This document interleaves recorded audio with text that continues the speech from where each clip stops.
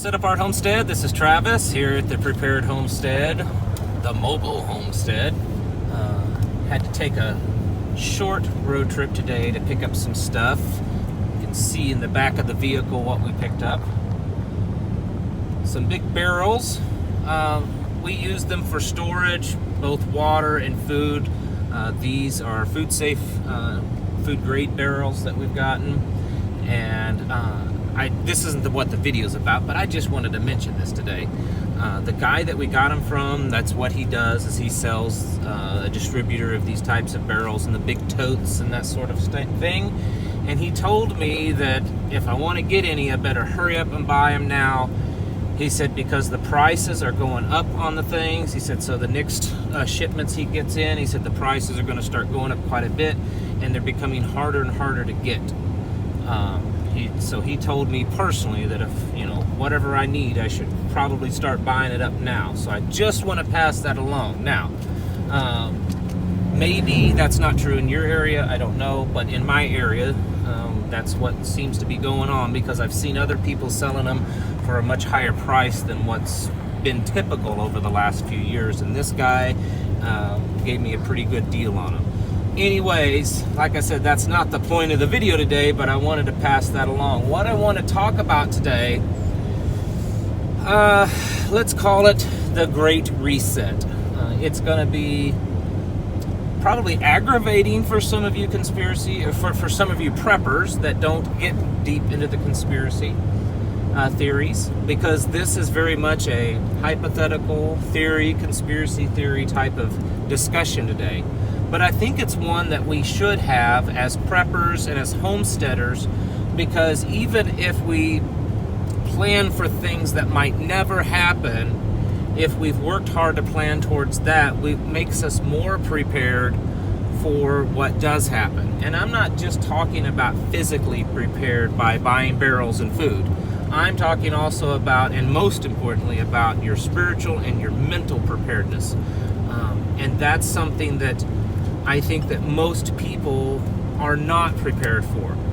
They might be prepared for a power outage for a while. They might be prepared for getting laid off their job for a few weeks, or even just a few months of a pandemic. But are they really prepared for just a great reset of society? Most people are not psychologically prepared for that. So let's get into it. And what I mean by Great Reset, it's kind of a term that's going around.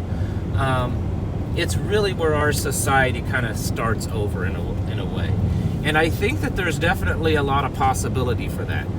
If you just look at the things that are going on right now in this world, look at the financial markets, especially here in the United States, there seems to be this power grab that is going on.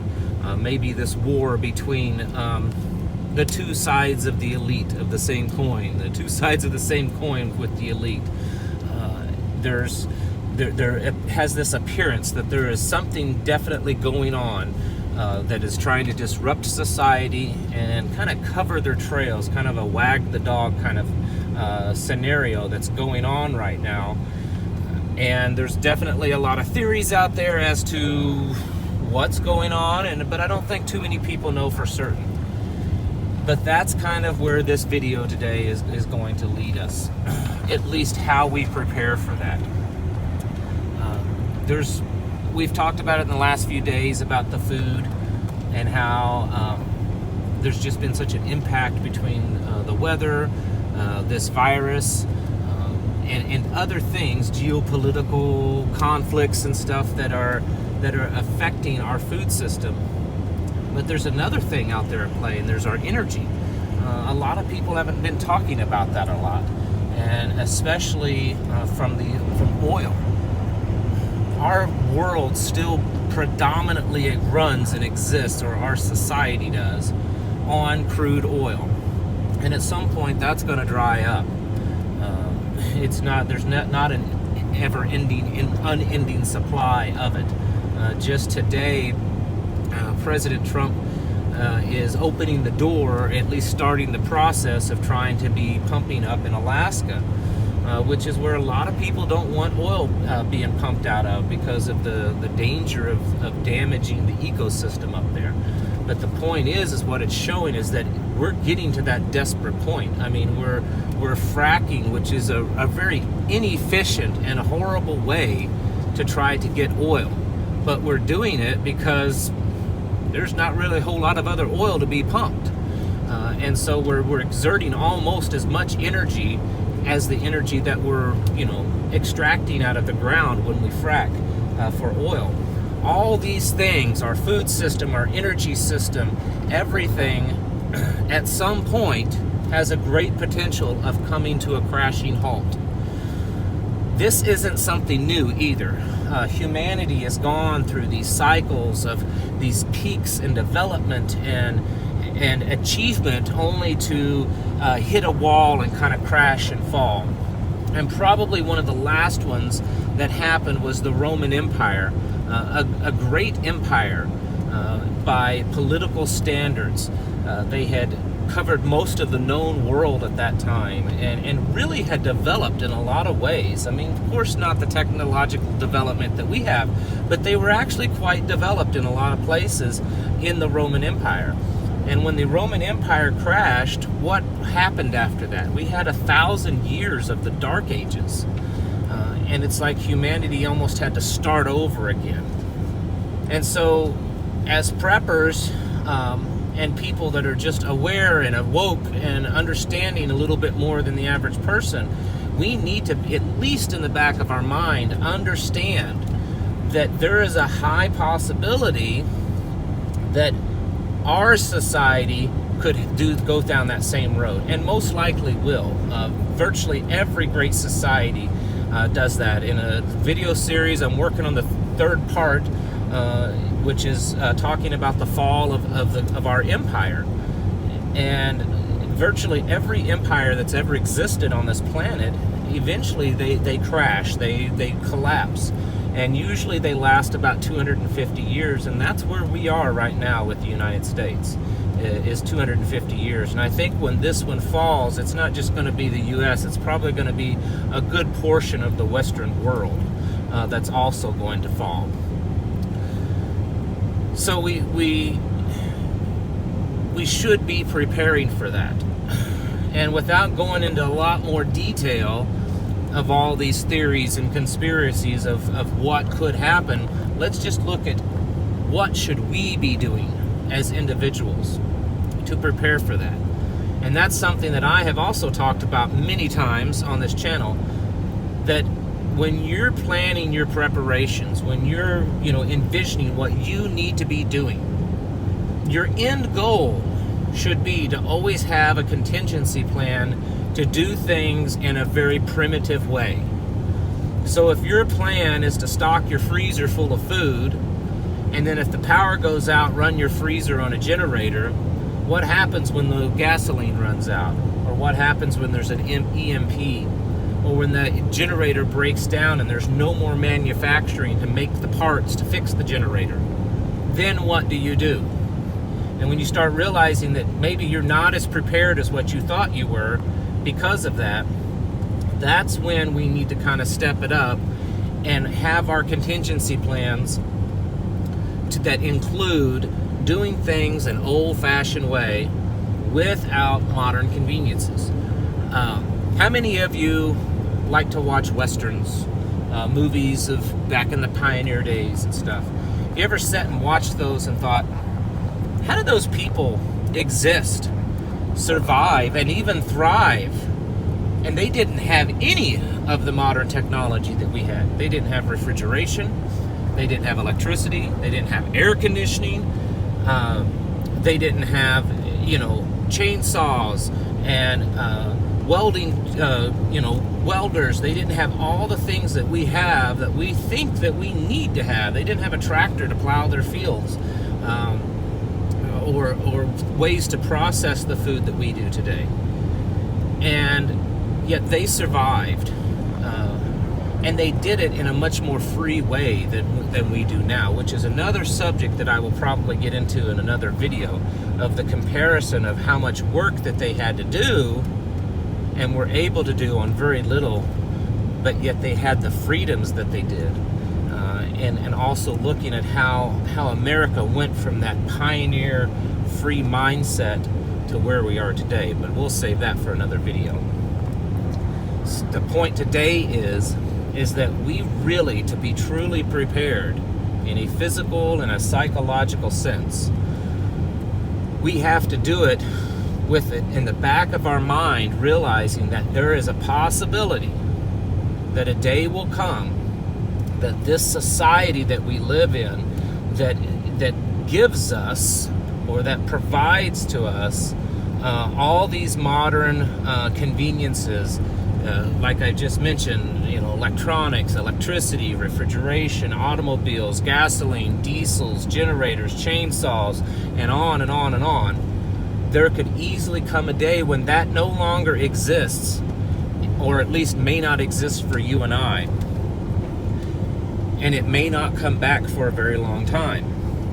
I could easily see a scenario happening where it's only available if you bow down and kiss the feet of whatever power wins this battle and is in charge. Maybe I'm going too far out on a limb, but I could see that being a possibility. And for the rest of us, well, you can live out in the woods like Little House on the Prairie, pretty much. We have to plan for that. It's not as difficult as you think. For most of us, the thought of that sounds crazy. It sounds, impossible. It sounds unbelievable. How could we survive? And for the majority of the population, if this scenario does happen, they won't survive.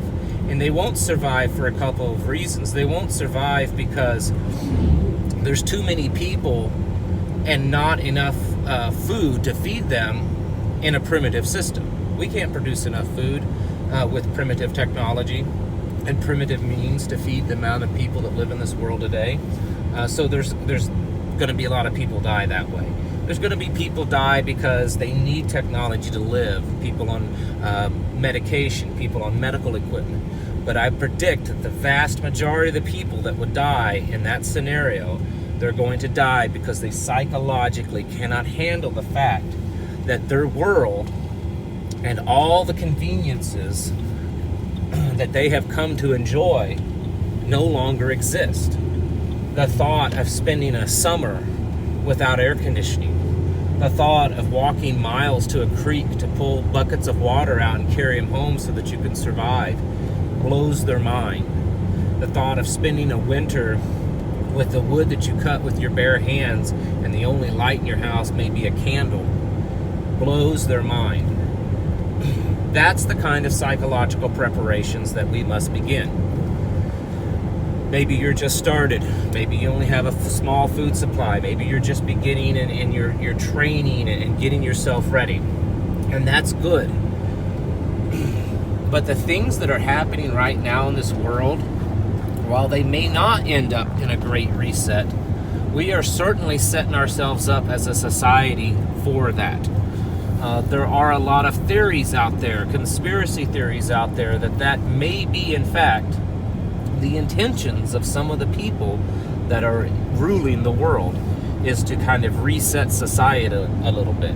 It would probably be the fastest way to depopulize our world, is to do a great reset.